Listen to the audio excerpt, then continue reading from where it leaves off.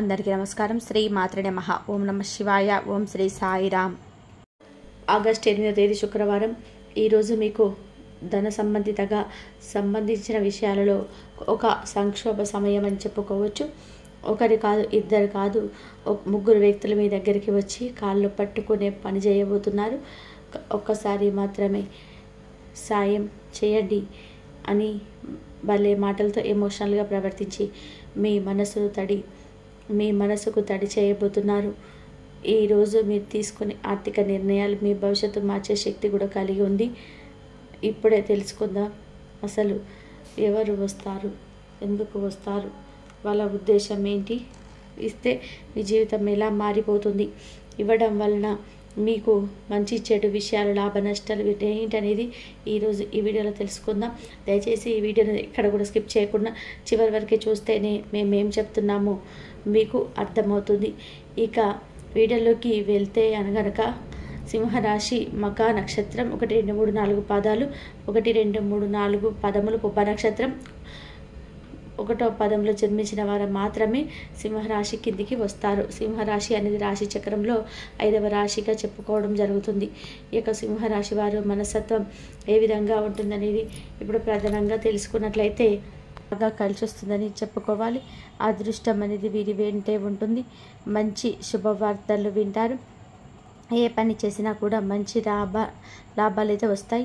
ఆగిపోయిన పనులు ఈ రోజున త్వరలోనే పూర్తి చేసుకునే విధానంగా మీ అన్ని పనులు ముందుకు సాగించబోతున్నారు. వీరు తెలివితేటలతో డబ్బు బాగా సంపాదిస్తారు.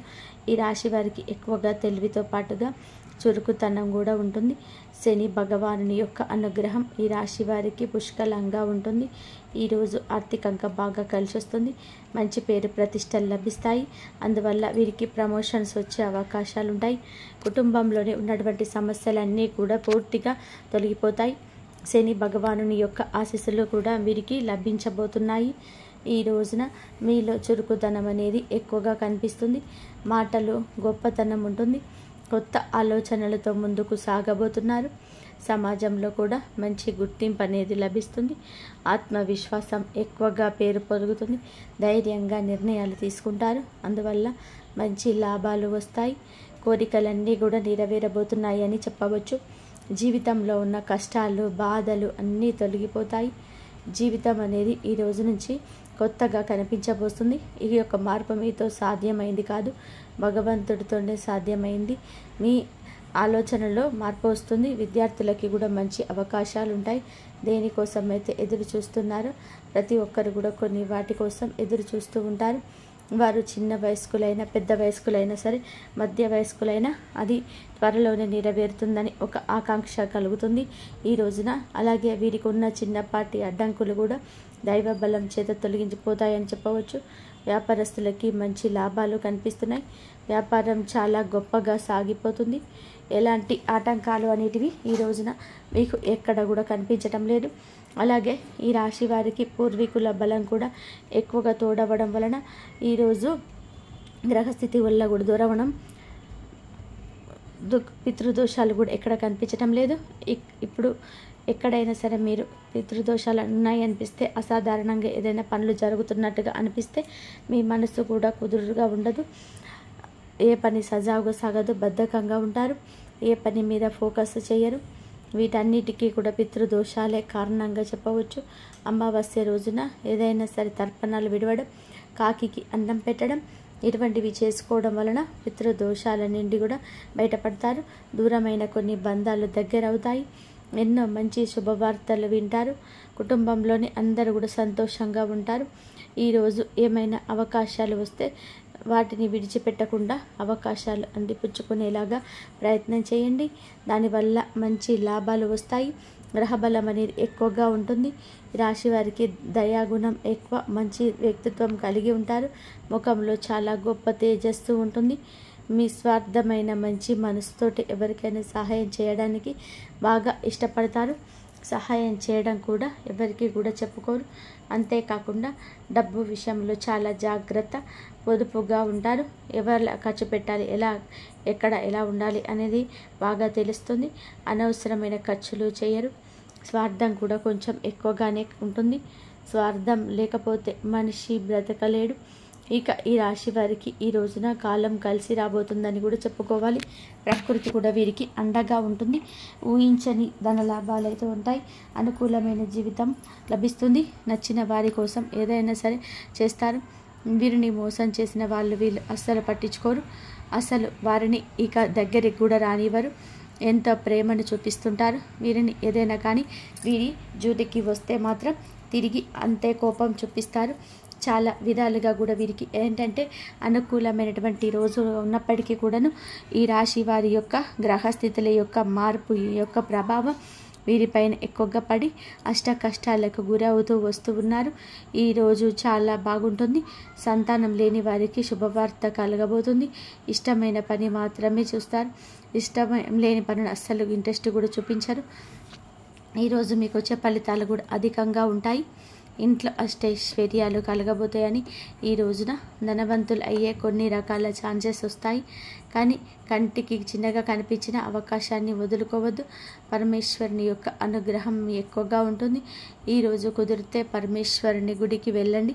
చక్కగా 11 ప్రదక్షిణలు చేసుకోండి. దేవాలయంలో వీలుంటే అభిషేకం చేయించుకోవడం లాంటివి చేయండి. ఇక మీ జీవితం అద్భుతంగా మారుతుంది.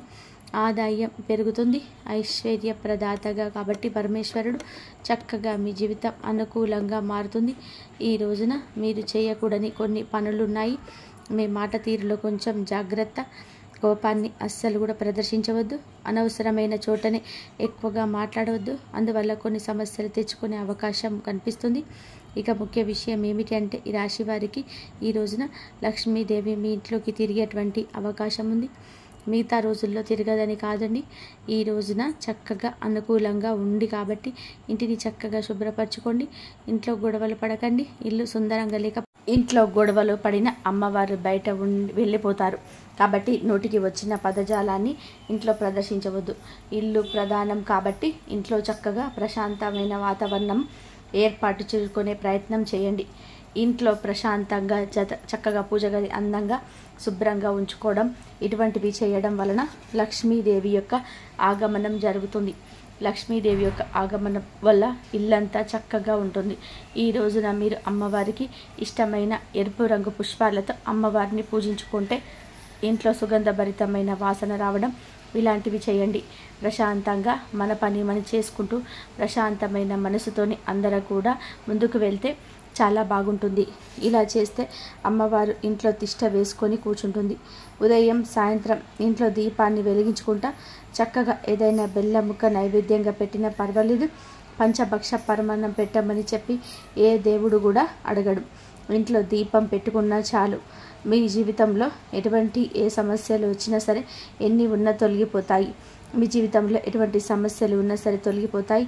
ముఖ్యంగా డబ్బుకు సంబంధించిన సమస్యలు ఏవైనా ఉంటే పూర్తిగా తొలగిపోతాయి.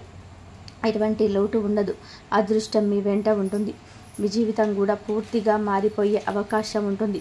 కాబట్టి ఇంత పెద్ద మంచి అవకాశాన్ని ఈ రోజున జార విడుచుకోవద్దు. మిగతా రోజుల్లో కూడా ఇలాగే ఉండడానికి ప్రయత్నం చేయండి.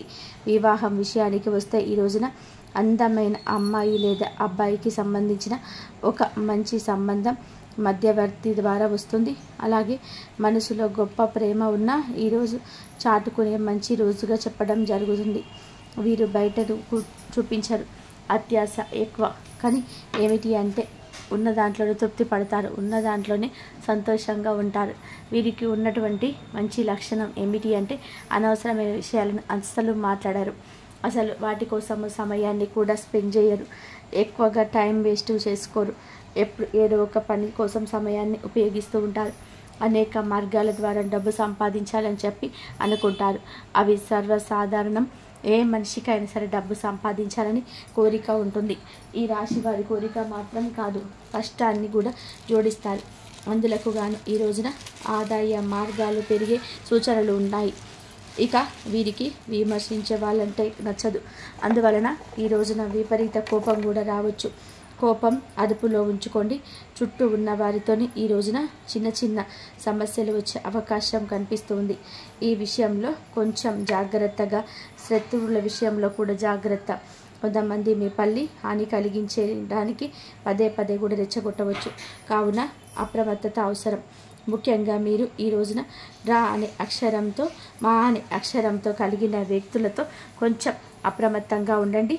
మిమ్మల్ని రెచ్చగొట్టి మీకు నష్టం కలిగించే అవకాశం కనిపిస్తుంది.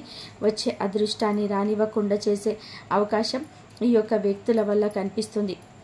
అటువంటి వారిని జాగ్రత్తగా పరిశీలించండి. మిమ్మల్ని కిందకు తొక్కాలని చూస్తున్నారు. గొప్పగా బ్రతుకుతుంటే ఓర్చుకోలేకపోతున్నారు. మీ చుట్టూలానే ఉన్నారు. కాబట్టి అందరితో కూడా జాగ్రత్తగా ఉండండి.